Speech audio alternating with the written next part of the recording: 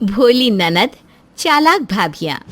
माया अपने तीनों बच्चों से बहुत प्यार करती है और उन्हें अच्छी परवरिश देती है। मीरा, जो कि माया की इकलौती बेटी है, बचपन से ही भोली भाली और सीधी है। एक रोज माया शिवम और विवेक से कहती है, बच्चों, तुम दोनों को तो पता ही है कि तुम्हारी बहन बहुत सीधी सादी और भोली भाली है।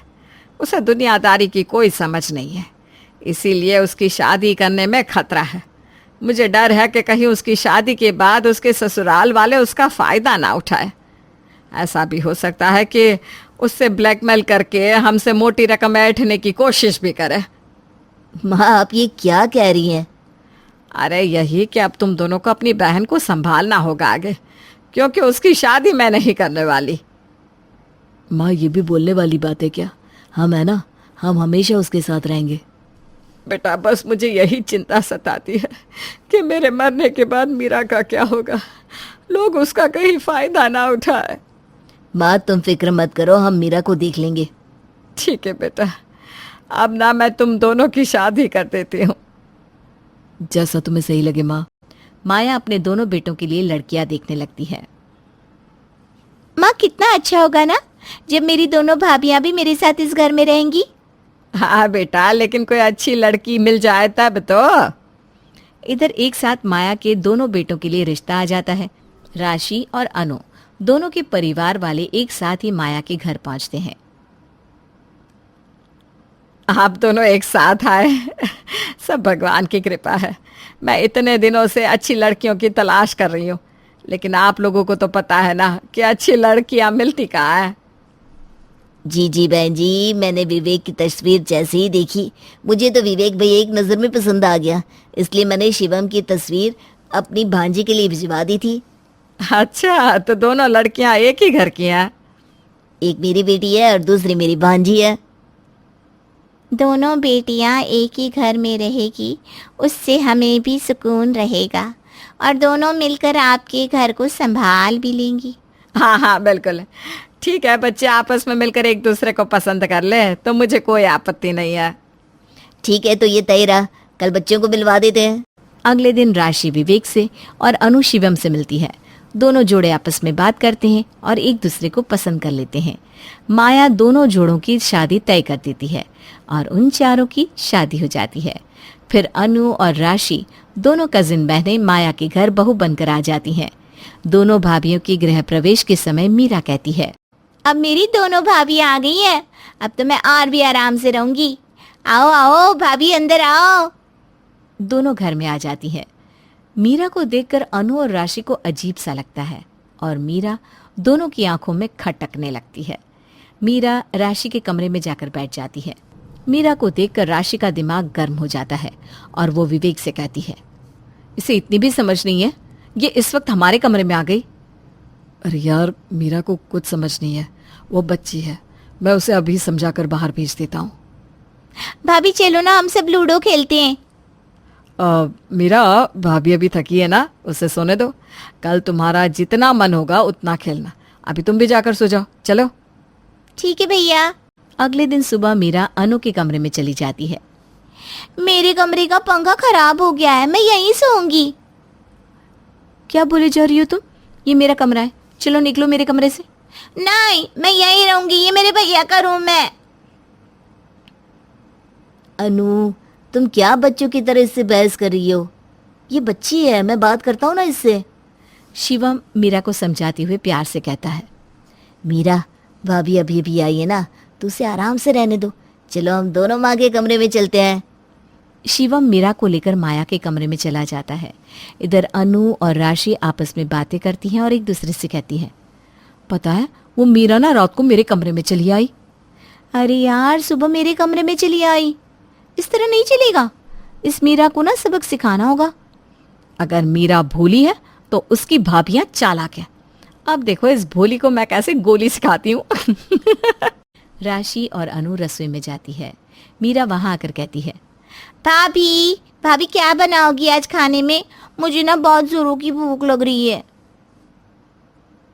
मेरी प्यारी भोली ननद जी, आपको जो खाना होगा हम वही बनाएंगे, लेकिन उसके लिए आपको भी कुछ करना होगा। क्या करना होगा भाभी? आपको ना बस पूरे घर में झाड़ू लगाना होगा। ठीक है, मैं कर देती हूँ, लेकिन मुझे ना चाउमीन पसंद है, आज मैं वही खाऊंगी। ठीक है, आप अपना काम करो और मैं अपना, लेकिन ये बात किसी से नहीं कहना, हाँ। राशि और अनु नाश्ता बनाने में लग जाती है और बेचारी मीरा पूरे घर में झाड़ू मारती है। अनु राशि से कहती है, दीदी क्या तुम सही में चाउमीन बनाओगी? पागल है क्या तू?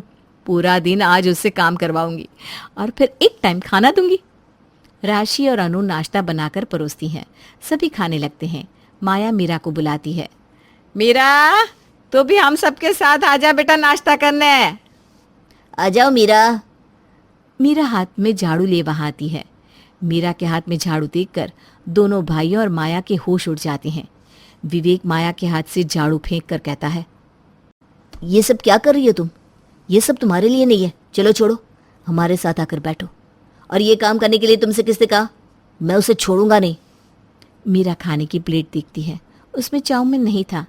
फिर वो अपनी भाभीयों की ओर देखते हुए कहती है, मुझे किसी ने कुछ नहीं कहा, मैं खाना नहीं खाऊंगी, मुझे चाउमीन ही खाना है।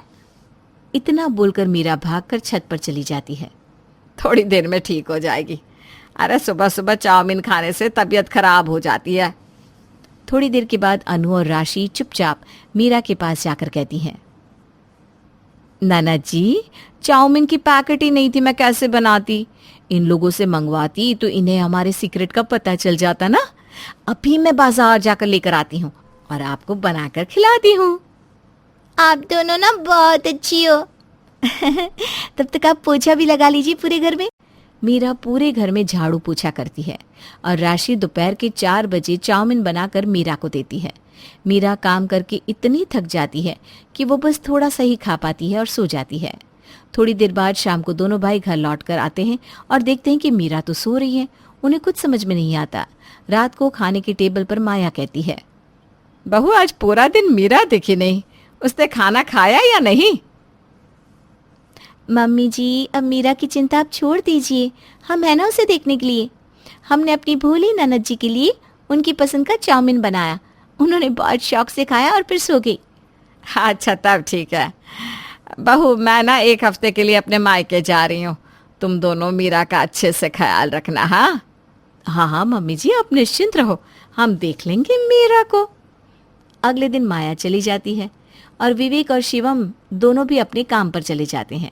फिर से राशि और अनु मीरा से पूरे घर में झाड़ू पोछा लगवाती है और कहती है, ननद जी, आपके लिए चाउमीन रखी है, चलिए खा लीजिए और फिर हमारे कपड़े धो दीजिए। ठीक है भाभी, चाउमीन मुझे बहुत पसंद है, ये मेरी फेवरेट है। आप मुझे रोज चाउमीन दोगी ना तो मैं रोज सारे काम कर दूंगी।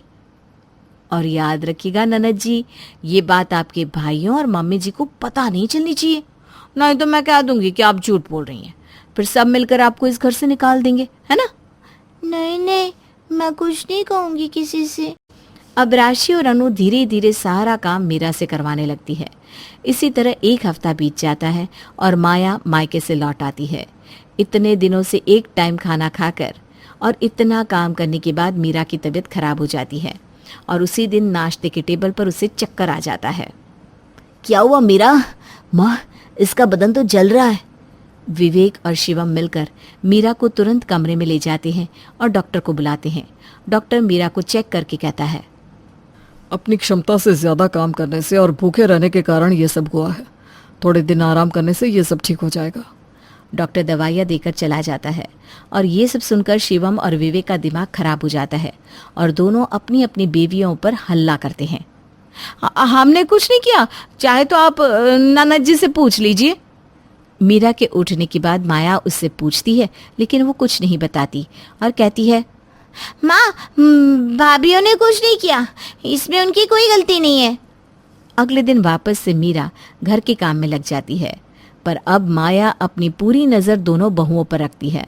जैसे ही राशि और अनु चाउमीन बनाकर मीरा के पास जाती है, माया उनका पीछा करती है। ननद जी, आप बहुत अच्छी हैं, इसी तरह से किसी से कुछ मत बताइएगा, हाँ? और हम इसी तरह आपको रोज चाउमीन खिलाते रहेंगे, है ना?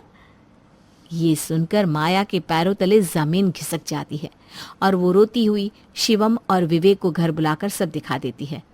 अपनी आंखों से ये सब कुछ देखकर शिवम और विवेक के तो होश ही उड़ जाते हैं।